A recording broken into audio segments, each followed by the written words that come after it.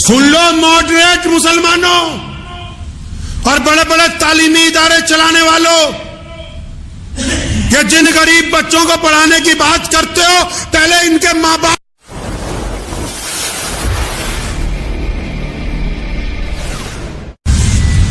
اسلام کے اس رکن کو سمجھیے کہ جس کو نماز کے ساتھ جوڑ کر بیان کیا گیا، یہ تو بڑا آفاقی نظام ہے، بڑا خوشی کا معاملہ ہے، استقامت کی بات ہے کہ ہم غربت دور کرنے کے لیے تیار ہیں۔ یہ ہم نے کیا کر دیا زکوٰۃ کے ساتھ؟ کئی تو کنجوس بن کے بیٹھ گئے نا، کنجوس کے لیے بھی اللہ رب رسول نے لعنت بھیجی ہے۔ پیسے ہیں، دل چاہتا ہے کہ خرچ دوں، مال کی محبت نے رو رکھا ہے، ہائے میرے پیسے، ہائے میرے پیسے۔ قرآن نے کہا ہے کہ تو زکوٰۃ نہیں دیتا، اور یہ جن پیسوں پر فخر کرتا ہے، جس سونے چاندی پر فخر کرتا ہے، جو ڈلیاں چھپا چھپا کے رکھتا ہے سونے کی، فرمایا جب مر جائے گا، جب عذاب دیا جائے گا، انہی کو لکڑیوں کی طرح دہکائیں گے کہ لے اس سونے چاندی کا مزہ چکھ لے جو اپنے لیے جمع کر کے رکھتا تھا۔ یار سسٹم سمجھ نہیں آتا۔ آپ کو بینک والا آ کے بولتا ہے کہ 1 لاکھ روپے سال دو، یہ اسکیم ہے، اتنے فائدہ ہوگا، تو یہ جو اسکیم اللہ تعالیٰ نے چلا رکھی ہے، آپ کو یہ زیادہ اچھی نہیں لگتی؟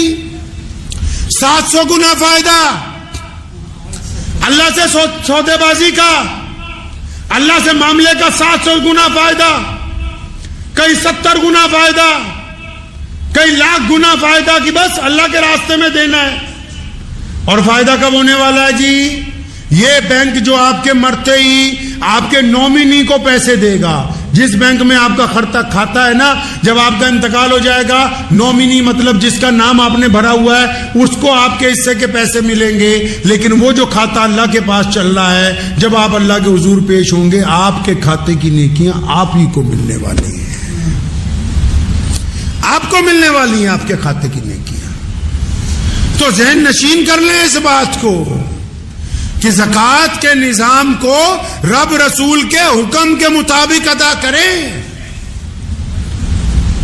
یہ نہ ہو کہ اب جیسے ہم کسی کے پاس چلے جائیں اور پوچھنے لگیں، کوئی صاحب کسی کے پاس گئے اور وہ حضرت جی زکوٰۃ دینی تھی 2-4 لاکھ روپیہ، 1-آدھا گھنٹہ اس نے اپنی بات بتائی، اب وہ حضرت جی کہنے لگا جی یہیں دے جا ہمارے مدرسے میں۔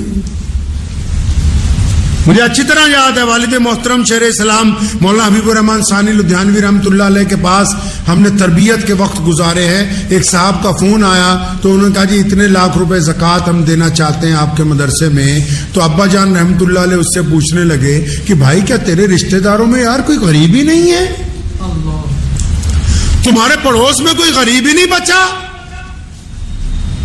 تو کہنے والا خاموش ہو گیا، تو کہنے لگا نہیں حضرت ہیں۔ تو فرمایا پہلے ان کی ضرورت کو، اسلام اس کا نام ہے کہ اس کو اس طرح قائم کرو جس طرح محمد الرسول اللہ نے کیا۔ اگر کوئی بندہ رب رسول کی بات کرتا ہوا بھی اپنے مفادات پہ آ جائے تو خدا کی قسم خدا کے نزدیک وہ بے ایمان ہے، ایماندار ہو نہیں سکتا ہے، وہ ایماندار نہیں ہو سکتا۔ اللہ تعالیٰ جیسے چاہتے ہیں کہ میرے بندوں کو میرے رسول کی بات جس طرح بتائی جائے، جو بات اللہ تبارک و تعالیٰ نے اپنے بندوں کو سمجھائی وہی بات زندگی کے معاملات میں ہونی چاہیے۔ آپ رمضان میں زکوٰۃ دے رہے ہیں، اچھی بات ہے، زکوٰۃ 365 دنوں کے بعد دی جاتی ہے، 1 سال کے بعد، ٹھیک ہے آپ نے نظام بنایا رمضان میں ہی دیں گے، لیکن زکوٰۃ دینے سے پہلے کبھی اپنی مسجدوں کے اندر بیٹھو، اپنے محلوں میں سر جوڑ کے ایک دوسرے کے ساتھ بیٹھو کہ پیارے پیغمبر نے زکوٰۃ کا مرکزیت کو قائم کیا، اور پیارے پیغمبر نے زکوٰۃ کے پیسے پہلے قرض داروں پر خرچے ہیں۔ سن لو ماڈریٹ مسلمانوں اور بڑے بڑے تعلیمی ادارے چلانے والوں، کہ جن غریب بچوں کو پڑھانے کی بات کرتے ہو، پہلے ان کے ماں باپ کی غربت ختم کرنے کی بات کرو۔ رسول اللہ صلی اللہ علیہ وسلم نے زکوٰۃ کے پیسے سب سے پہلے کن پر خرچے گئے جی؟ جو لوگ قرض دار ہو گئے، جن کا کاروبار بند ہو گیا، جن کو سٹینڈ کرنا ہے، اور پھر اس حساب سے اس زکوٰۃ کو بانٹا گیا کہ ایک وقت آیا کہ آج اس زمین کے اوپر جہاں سے اللہ نے زکوٰۃ کو فرض کیا مکہ مکرمہ میں، مدینہ المنورہ میں، آج عرب کی زمین پر اس کے ساتھ لگتے ملکوں پر کوئی زکوٰۃ لینے والا ہے نہیں ہے۔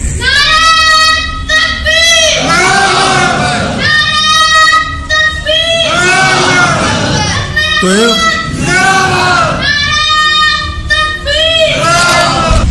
زکات اس لیے بنائی گئی تھی کہ لوگوں کو غربت سے اٹھانا، اور دی ہے سیدنا ابو بکر سے لے کے خلفائے راشدین نے، عمر بن عبدالعزیز رحمت اللہ علیہ تک اتنا زکات کا سینٹرلائز مسلمانوں نے کیا، اتنی مرکزیت زکات کی بنائی کہ آخر ایک وقت آ گیا خلیفہ کے پاس زکات بچ گئی کئی کروڑ روپے، اٹھا کے شام بھیجی، شام کے گورنر نے چٹھی لکھ کے واپس بھیجی کہ حضرت ہمارے ہاں تو کوئی زکات لینے والا نہیں، پھر زکات اکٹھی کر کے یمن بھیجی، یمن کے گورنر نے چٹھی لکھ کے بھیجی ہمارے ہاں تو کوئی زکات لینے والا نہیں، پھر زکات اکٹھی کر کے افریقہ بھیجی، اس نے کہا جی ہمارے ہاں تو کوئی کیونکہ زکات کو ہر سال انہوں نے مرکزیت بنا کے اپنے علاقے میں سے غربت کو دور کی۔ معاف کرنا، آج کے لوگ غربت کو قائم رکھنا چاہتے ہیں، یہ زکات کو تماشبینی کی طرح دینا چاہتے ہیں، یہ غربت نہیں دور کرنا چاہتے، یہ اپنا نام و نہاد چاہتے ہیں۔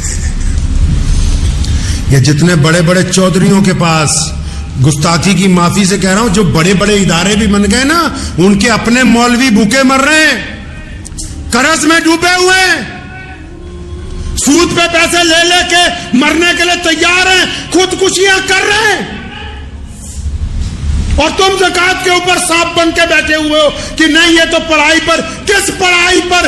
اسلام نے کہا کہ جو غریب ہے اس کو اتنا دو، اتنا دو، اتنا دو کہ آئندہ سال یہ خود اپنے بچوں کو پڑھائے، یہ خود دوسروں کو زکات دے، یہ خود اپنی بیوی بچوں کا خرچ اٹھائے۔ تم چاہتے نہیں، تم کہتے ہو کہ بس غریب کے بچے کو 3 وقت مدرسے میں روٹی کھلائیں گے، اس کی غربت نہیں دور ہونے دیں گے۔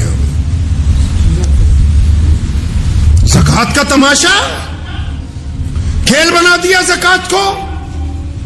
ارے اس حد تک گر گئے ہیں ہم تو، فطرہ رکھا تھا اس لیے کہ چلو روزے کا کفارہ ادا ہو جائے گا، کسی غریب کی جھولی میں کچھ چل جائے گا، ایتھے تا عید آن تو پہلے ہی فطرہ کھچ کے لے جانے ہیں کہ کسی غریب کے منہ میں نہ ڈال دے، بھیا یہ ہمارے پاس پہنچا دے بس۔ آپ یہ دیکھیں کہ جس دین کا پوری دنیا میں چرچا ہے، جس دین کا نظام کائنات میں سب سے اعلیٰ ہے، جس دین کے خلاف دشمن اس لیے سازشیں کرتا ہے، روکنا کیسے؟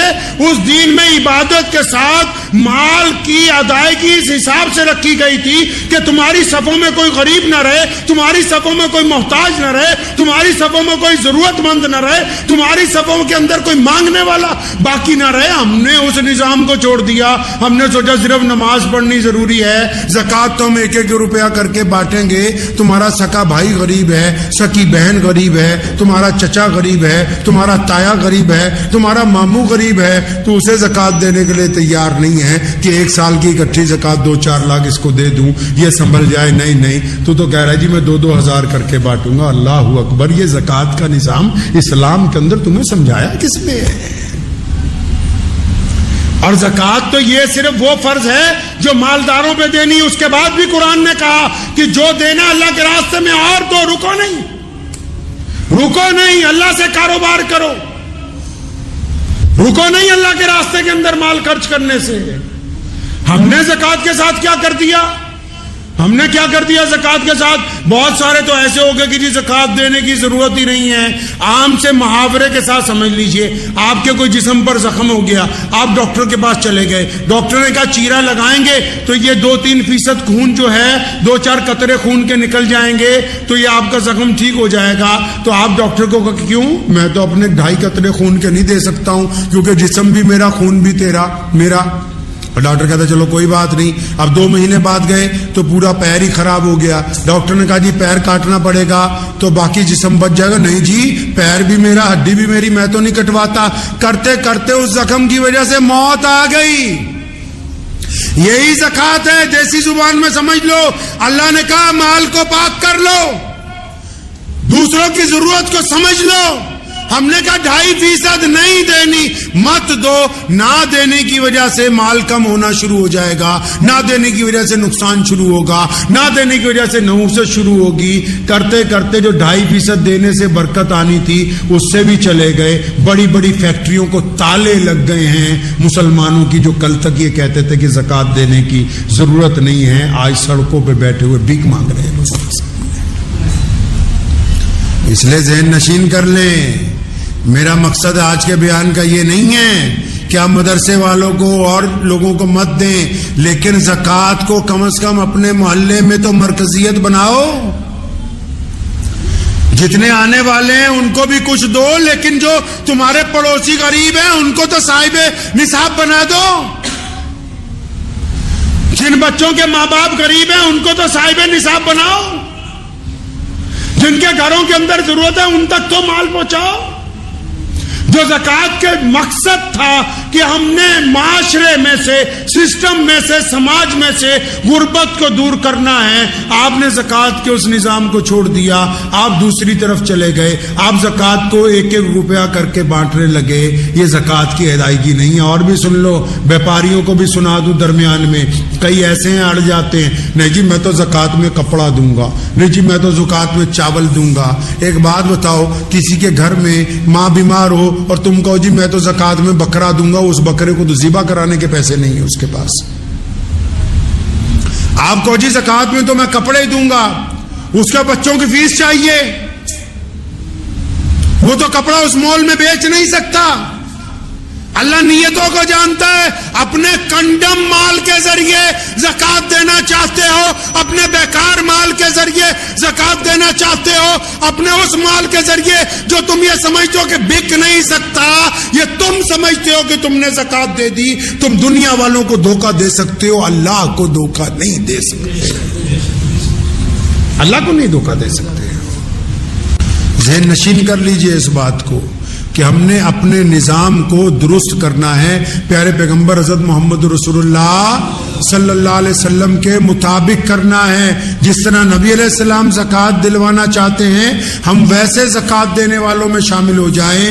اور فطرہ جو ہے وہ روزے کا کفارہ ہے. روزے میں کئی بار کچھ نہ کچھ غلطی ہو جاتی ہے، لیکن فطرے کی 2 وجوہات ہیں. ایک تو روزے کا کفارہ، دوسرا فطرہ نماز سے پہلے اس لیے ادا کرنے کے لیے حکم ہوا کہ جب تم چلو گے نا تمہیں پتا ہوگا یار آس پاس محلے میں کتنے غریب ہیں، کون سا ایسا محتاج ہے، سارا فطرہ اکٹھا کر کے اپنے گھر کا لے جا کے اس کے گھر میں دے دو گے، لفافے میں ڈال کے اس کے گھر میں ڈال دو گے. لیکن ہم نے فطرے کا بھی بنٹا دھار کر دیا. ہم نے کہا غریبوں تک تو یہ پہنچنے ہی نہیں دینا ہے، یہ تو بس تعلیمی اداروں کے اوپر لگائیں گے. وہ خدا کا واسطہ ہے، اسلام کو بدلنے کی کوشش کرو. نظام کو جو لوگ اسلام سے ٹکرائے وہ کامیاب نہیں ہوئے. سن لو کام سے، جو لوگ محمد رسول اللہ صلی اللہ علیہ وسلم کے نظام کو بدلنا چاہتے ہیں وہ دنیا میں کامیاب نہیں ہو سکتے. یہ مسلمانوں کی بات کر رہا ہوں جو یہ چاہتے جی ہم بڑے مولوی ہیں، ہم بڑے ادارے والے ہیں، ہم بڑے چودھری ہیں، ہم بڑی مسجد کے پردھان ہیں، ہم بتائیں گے اسلام. اسلام تمہارے باپ کی جاگیر نہیں ہے. اسلام کے بارے میں اگر کوئی بتا سکتا ہے تو صرف محمد رسول اللہ صلی اللہ علیہ وسلم. جس طرح انہوں نے کہا ہے اس طرح چلنا ہوگا. اور اگر رسول اللہ کے طریقے پہ چلو گے تو دنیا آپ کے آگے عزت کرے گی. رسول اللہ کی اتباع کرو گے دنیا آپ کی اتباع کرے گی. اگر نعوذ باللہ اسلام میں غنڈہ گردی کرنے کی کوشش کرو گے، اسلام میں جواز نکالنے کی کوشش کرو گے، مصلحت کے نام پر مسئلے بدلنے کی کوشش کرو گے، تو پھر یہ ہے اسلام تو قیامت تک قائم رہنا ہے. تمہارا وجود ختم ہو جائے گا، کوئی پوچھنے والا نہیں ہوگا. دعا کریں، وقت بھی ہو گیا. اللہ تبارک و تعالیٰ مجھے بھی آپ سب کو بھی زکوٰۃ صحیح طریقے سے ادا کرنے کی سمجھ عطا فرمائے. اپنے اپنے علاقوں میں مستحق لوگوں کو کم از کم ان کے اس قابل بنانے کی اللہ تبارک و تعالیٰ ہمیں توفیق عطا فرمائے. اور جتنے لوگ مدرسوں میں مال دیتے ہیں نا، اللہ نے تمہیں بہت دے رکھا ہے. مدرسے والے جب آئیں تو ان کو مطہر مال دیا کرو، مطہر مال دیا کرو، اپنا اچھا مال، بہترین، تاکہ قوم کے بچوں نے یہاں پڑھنا ہے. اور پھر جو زکوٰۃ لینے آ رہا ہے یا پھر زکوٰۃ اکٹھی کر رہا ہے یا کسی مدرسے کا سفیر ہے، جب رسید کٹوا لو تو اس کو بھی علیحدہ سے 500,000 روپے دو، کیونکہ اس کا تم پہ احسان ہے کہ وہ چندہ کرنے تمہارے دروازے تک آ گیا ہے. وہ سارا نظام غیر مسلموں کی. اگر آپ عبادت گاہوں میں دیکھو گے نا، میں حیران ہو جاتا ہوں کہ اسلام کے مطابق جیسے جیسے ہم چاہتے تھے کہ رسول اللہ ویسے ہمیں سمجھائیں، ہم نے تو چھوڑ دیا، پوری دنیا نے اس کو پکڑا ہوا ہے. جو صاحب جو نصاب کو لینے کے لیے آپ کے پاس آ رہا ہے, زکوٰۃ اکٹھی کرنے کے لیے آ رہا ہے, اب تم نے سوچا اچھا اگر آپ ایمانداری سے اس کا بھی خیال رکھتے تو وہ بھی تمہارا مال ایمانداری سے پہنچا دیتا, کیونکہ تم ایماندار نہیں ہو تو پھر ان میں سے بھی کئی لوگ ایماندار نہیں ہیں. خدا کے واسطے اسلام سے کھلواڑ نہ کیجئے. اتنی پریشانیاں سر پر کھڑی ہیں, اتنے مقابلے, اتنے چیلنجز ہیں, صرف کرنا کیا ہے؟ رسول اللہ کی اتباع کرنی ہے, رسول اللہ کے حکم کے مطابق توحید پر چلنا ہے, رسول اللہ کے کہنے کے مطابق نماز پڑھنی ہے, رسول اللہ کے کہنے کے مطابق زکوٰۃ دینی ہے, رسول اللہ کے کہنے کے مطابق روزہ رکھنا ہے, رسول اللہ کے کہنے کے متعلق حج کرنا ہے. صرف رسول اللہ کے کہنے پر چل جاتے تو عزتیں ہمارے قدموں میں ہوتی. ہم نے اپنے اپنے تھوڑے تھوڑے مفاد کے لیے نعوذ باللہ صلی اللہ علیہ وسلم کے احکامات کو چھوڑا. جب ان کو چھوڑا تو ہم کہیں کے نہیں رہے, دنیا نے ہمیں چھوڑ دیا ہے.